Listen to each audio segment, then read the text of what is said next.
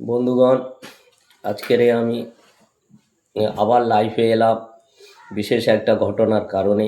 আমাদের ক্যানিং পূর্বে একজন সংখ্যালঘু ভাই কার্যকর্তা এসআর সংক্রান্ত ক্যানিং পূর্বের অবজারভার থাকাকালীন তিনি কাজ করছিলেন এবং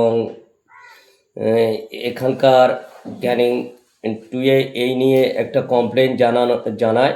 তার জন্য আমাদের সংখ্যালঘু মোর্চা ভাইস প্রেসিডেন্ট অলিউল পিয়াদাকে তৃণমূলের দুষ্কৃতীরা তার দোকান থেকে 1 থেকে 200 জন তারা তুলে নিয়ে মারতে মারতে পার্টি অফিস পর্যন্ত নিয়ে যায় এবং সেখানকার স্থানীয় পঞ্চায়েত প্রধান এর স্বামী এবং উপপ্রধান থেকে শুরু করে পূর্ব শিবনগরের মেম্বার তারা যুক্ত থেকে আরও অনেক সংখ্যালঘু ভাইরা সদস্য ওখানে ছিল।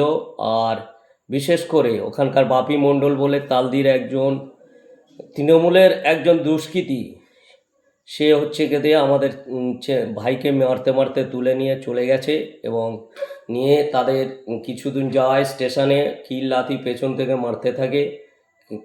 কিছু লোক ভিডিও তোলার কারণে স্টেশনের উপরে পার্টি অফিসের লোক জানাজানি হতে তাকে ছেড়ে দেয়। আমি সাধারণ মানুষের কাছে স্বাভাবিক এবং সুষ্ঠু প্রশ্ন করতে চাই, বিজেপি করা কি সত্যিই অপরাধ? বিজেপি করলে কি মানুষের কাছে পৌঁছানো যাবে না? এই কি দুষ্কৃতীরা, তৃণমূলের দুষ্কৃতীরা ভাবে কি? আমি আমার পক্ষ থেকে এখানকার প্রশাসনকে বলবো, আপনারা নিরপেক্ষ এবং ভাবে তদন্ত করে, সঠিক তদন্ত করে তাদেরকে অবিলম্বে গ্রেপ্তার করতে হবে। যদি আপনারা গ্রেপ্তার না করে তাহলে আমরা বৃহত্তর আন্দোলনে আমরা যাব। আরও বলবো,